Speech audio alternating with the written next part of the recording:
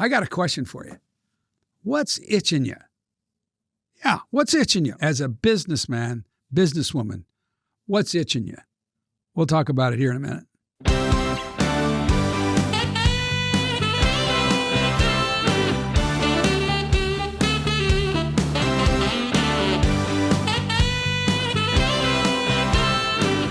On this segment of Nabity on Business, I wanted to get back to just some of the basics and try to talk about what kinds of things are itching you as a business owner. What kinds of things are kind of on your mind that make you maybe stay up late at night or not be able to sleep, or as you're sitting around the office and you're just kind of pondering, this thing is really itching me.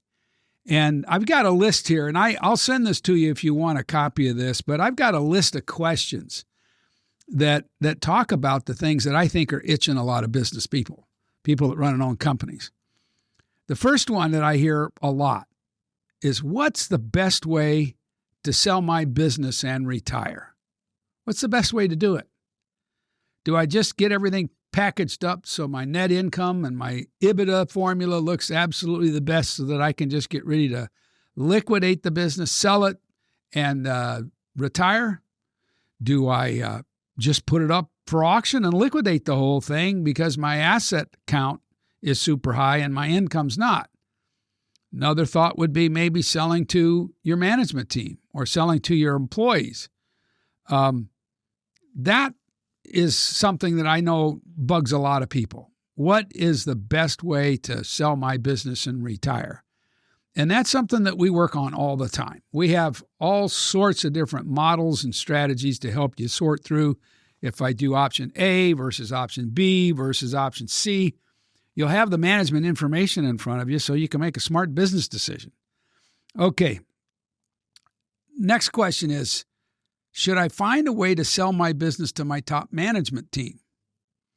So you might not have family in the business. You might not have kids in the business.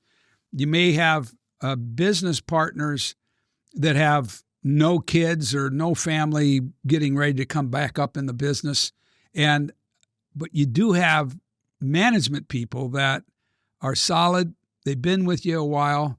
Normally, too, you don't want to think about doing this unless the management people are going to be working for another 10 years or so. So, if you've got key people that are 60, or 60 or above, you probably don't want to try to find a way to sell it to them unless they're committed to working for another 10 years and they've got young people that they're going to bring along with them.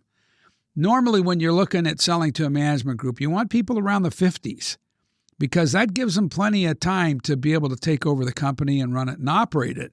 Now, if you sell it to them, they're either going to have to go to the bank and borrow the money to buy you, which doesn't happen most of the time, or you're going to have to find a way to sell them the stock directly in exchange for an installment note of some type. Now, if you do that and they don't run the business profitably into the future, you could be in jeopardy of not getting paid if they don't do it right.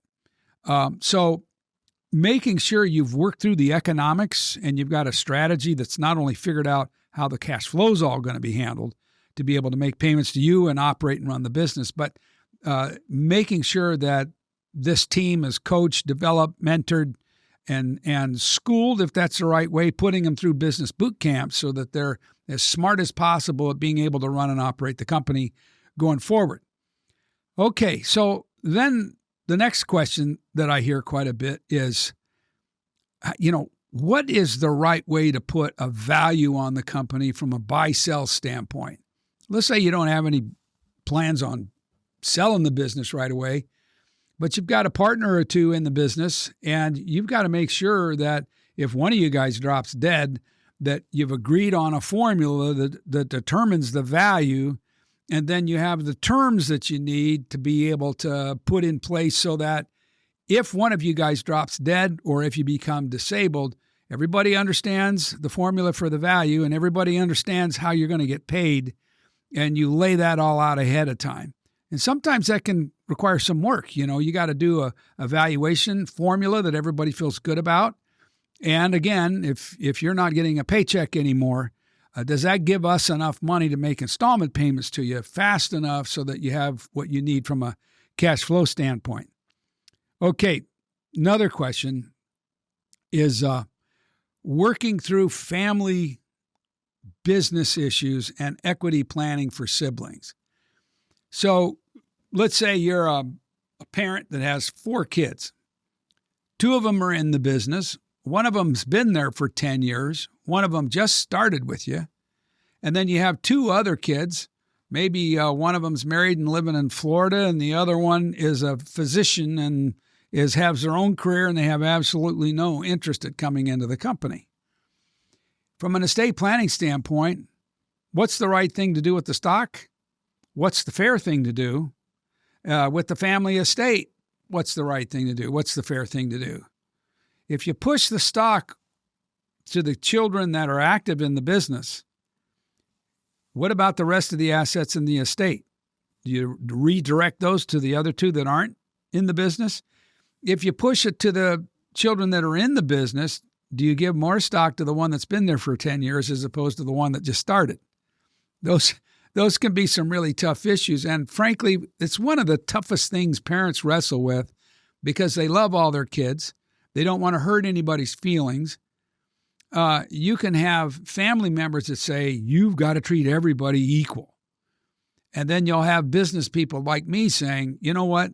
The stock of your company needs to go in the hands of those that are in the business running and operating it.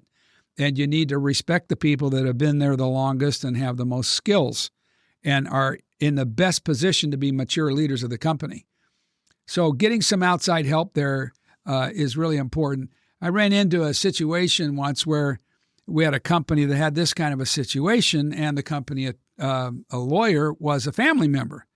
And the family member knew all the kids so well that the lawyer couldn't bring themselves to try to figure out how to put the stock in the hands of those that are active and not with the ones that aren't, because they wanted everybody to be treated the same. And so you can get into really unusual dynamics when it comes to that. Okay, estate taxes. A lot of the itches that people have that bug them and keep them up at night is, I know I have a successful business. I know it's worth more than what the IRS will let me transfer without any estate tax. I know that if I drop dead, my children are going to have to find a way to come up with huge amounts of money to pay the tax. And the only asset in my estate that's really worth a lot is the business. How do you go about structuring and transitioning the company to the next generation without it getting crushed by estate taxes?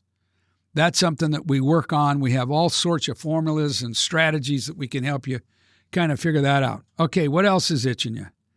Sometimes you don't have any family in the business, got a good management team. You care a lot for all the people that work for you. Sometimes the best thing to do with the company is to sell it to your employees. There's some huge tax benefits to selling your company to your employees. The IRS will let you roll assets over that you get without capital gain as long as you reinvest them in individual stocks in American companies. There's a bunch of things you can do from a tax efficiency standpoint if you do sell to an employee stock ownership plan. Maybe that should be looked at. In order even to consider it, you got to model it out.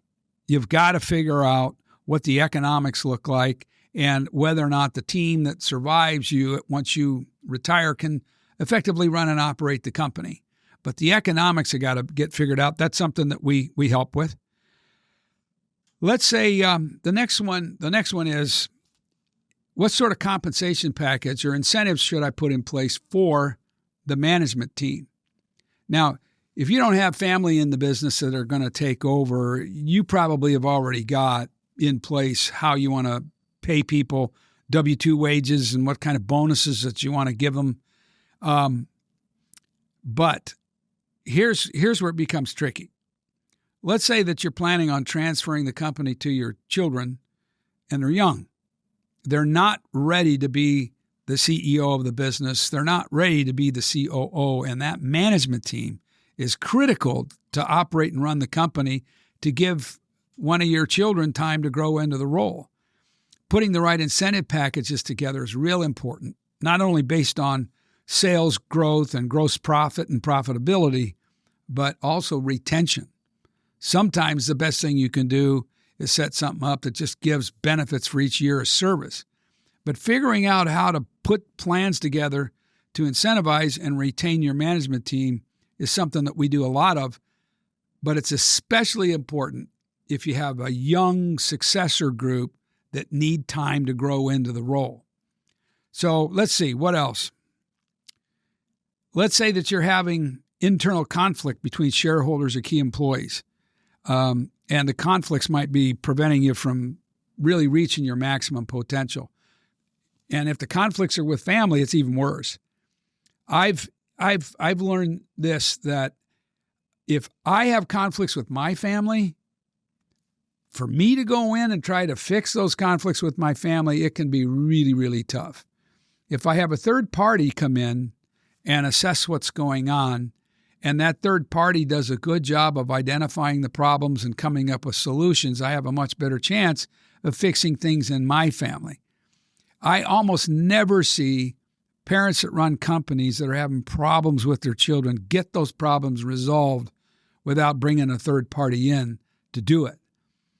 That's something that I personally enjoy, and I guess I embrace it as something that is really important and allows me to feel like I'm bringing value if I can get into a hostile situation with a family inside of a business and help come up with solutions to solve the problems. Some of those situations are if the two kids aren't getting along and one of them isn't really doing much in the way of working with the business, getting the one that is not that much involved to yes as far as selling their interest to the person that's really running and operating the company. Getting them to yes is a big part of what I try to accomplish in all of these different transactions, so that at the end of the day, there's still some family love there. And that's important. I don't think you can do it without a third party. All right, let's see what else I want to come up with. One of them is, I have a company, it's profitable, but I got all my eggs in one basket. I need to start diversifying. I need to figure out ways to build wealth outside the business in other areas, so I have a stronger foundation for my financial future than just having everything relying on the business. In those situations, we'll get involved in analyzing the economics of the company, look at what kind of distributions you can take, and then study different options of what you can do. Buying real estate properties, buying other businesses, getting involved, and maybe just opening up brokerage accounts and investing in portfolios to help you build wealth. Those are some of the things that we see people that run companies struggling with. It itches them.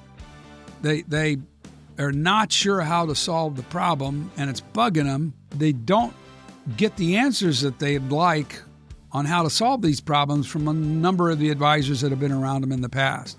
Send me an email at nabity.com, and let's get to know each other and see if maybe we can provide some value for you and your family and your company.